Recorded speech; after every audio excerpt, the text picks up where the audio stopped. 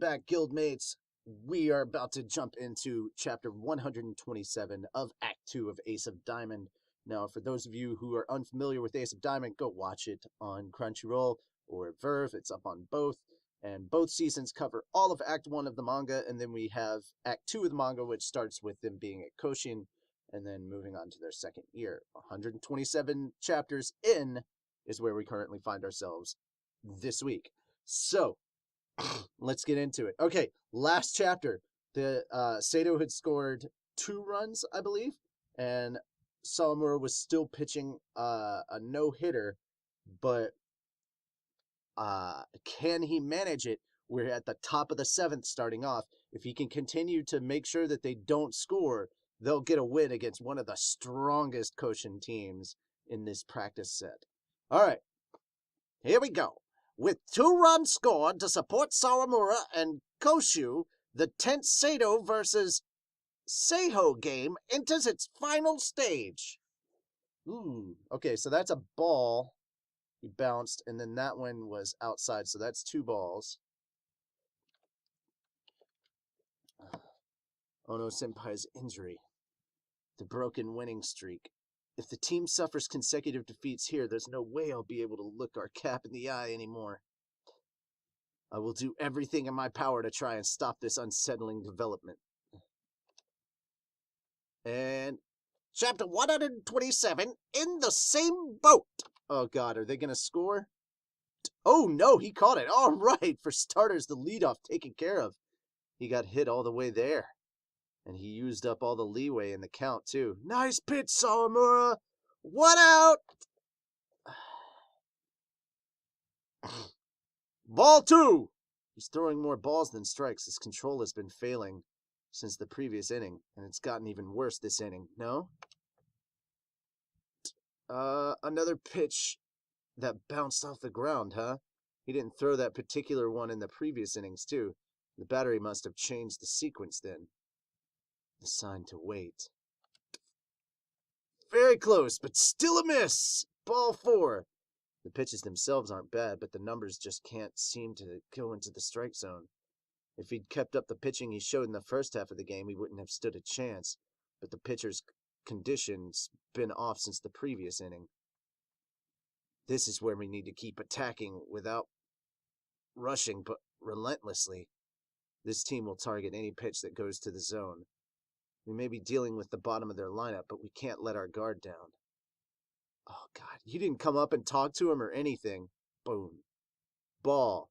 His pitch count is 91 at the moment. He's not a pitcher who'd be exhausted after just that. Damn, I keep missing. My control's failing. Is he too tense? Too tired? I really didn't expect his control to fail this bad. The essence of Sawamura Senpai's pitching is to create a rhythm by pitching mostly strikes. That'd be no point if that quality went out the window. So I'll have him regain his bearings with a fastball here. His desire to throw a strike must be at about its peak, although the sign was to wait. It's okay to target the first pitch, right? It goes over the first baseman's head and deep into right field. The first base runner dashes all the way to third. It's 1 out. Runners on first and third now. This time, Seiho's lineup succeeds in driving Sawamura into a corner. Good call. I'm glad my players can think on their own. The second baseman and shortstop tighten the gaps, preparing for a double play. Sawamura is putting too much pressure on himself, as per usual. Okay. We're up against their 9th batter. He choked up on the bat, which means they might go for a squeeze. Yep. Ball! They started trying to mount pressure on our pitcher. I suppose they want to break him here for good. This is the exact situation where extra caution is to be exercised. Steal! They're making their move. And it's a hit! It goes over the second baseman's head and down between right and center. The runner from third base comes home. The first base runner reaches third. Oh yeah! That's 1 run for starters. The bottom of the lineups hits a succession. I suppose they really wanted to support Akashi in any way they could. They're much more fired up this inning. Not to mention, from here on out, it's the top of the lineup. The moment the standstill got broken, both teams started scoring like nobody's business. This is the moment of truth for Seido's batters. This development does not bode well for us. He's unable to work the count with his numbers, which resulted in his fastball becoming an easy target. This is exactly what's volatile about the numbers. The pitcher's control failing here with his fastball is directly linked to the numbers falling apart. Having a first-year catcher to guide, he went all out from the start and kept going full throttle until this inning. But now the inevitable payback for the first half caught up with him all at once. Okay, what are they? It's the second half where game calling is going to get really difficult. Yui! Let's get going! I apologize and take back what I said earlier. Let's refrain from using unstable numbers for now and take them on with mainly your fastballs since they're still looking powerful enough. If we go up in flames, we go up in flames together. It's okay. I won't leave you to die alone. Damn! See, this is the shit you should have said at least one or two batters ago. You didn't go up to him to talk until fucking what had been sent to the plate? Jesus. Now it's 2-1. Seido's just barely ahead. God, the pressure is mounting. He can really throw some pressure on. Jesus. Holy crap. I don't know if that's the best line ever in this manga, but that's a good statement. They said, I love to eat pineapples, says. That's the best line. Why am I burping? That's the best line ever in this manga. I can't think of a single moment where a character in this manga has ever said as badass as Okamura has said. Yeah, that's how they wrote it. This is the kind of catcher that you would want till either the ship will sink or reaches port. I'm talking about a captain, his first mate in a ship, not Yowie. Get your head out of the gutter. No one was taking it there. Okay, this is the kind of development that we, as readers, should really want. We had enough of the Furia sucking in Act 1 and the earlier chapters of Act 2. There's no one better to say those lines than Okamura. Miyuki will say those things for both Sawamura and Furia. This is where things will be exposed. Is Sawamura good only because of Miyuki, or will he pick himself up once more and show the pitching he had shown in the Hakuryu practice match? Nevertheless, never forget that Sawamura does have the second group for offense too. Let that sink in. Defensive-wise, the second group could/should be in the same level as the starters, but offense-wise, the starters are still ahead of them.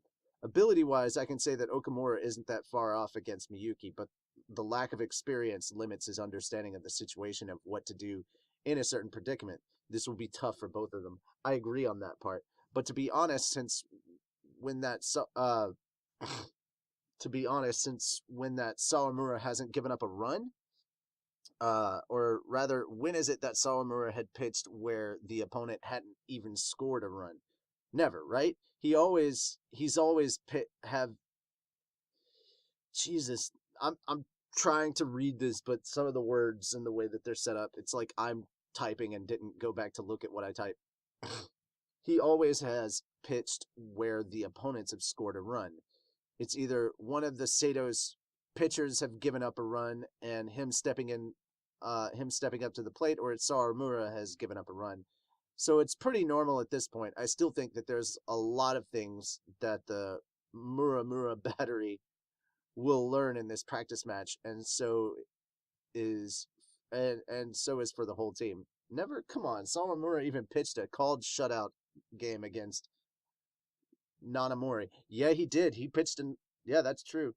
But ability-wise, the thing is, the difference between Okamura and Miyuki is definitely experience. And to be honest, Okamura, I don't think he has the baseball sense down as well as Miyuki does. Because the moment that Miyuki jumped into high school from middle school, like, he's always had amazing baseball sense. Okamura, with his backstory, you didn't really get that sense. So I think that Miyuki is the stronger of the catchers. This is probably the best chapter in ending ever, says Banana Apple 2. Okamura might be a first year and still not on par with Miyuki, but his loyalty to Sawamura is amazing and it is something to consider. He's willing to go down together with Sawamura, but not without a fight. I hope on the next chapter they do great because I would love this battery to work, especially in the future in future matches. I hope the author would not undermine all Sawamura's hard work throughout the series since even the first one and let him suffer again. I badly want Sawamura to shine in this match so bad. It has been long overdue, to be honest. Yes, there were times Sawamura shined, but Furuya gets the spotlight in the end because he was inspired yet again on Sawamura's play. These past couple of chapters have been amazing, so please let him shine on this one.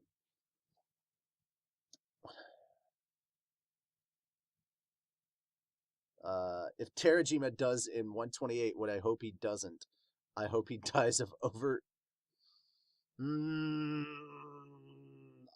masturbation on his beloved Furuya. Find the last word romantic. I love the Mira battle. A lot of people are expecting Sawamura to choke in this next chapter. I going by previous chapters in this series, I think it's kind of likely that it might happen. I really hope it doesn't. I'd like to be pleasantly surprised with Sawamura actually managing to pull it off.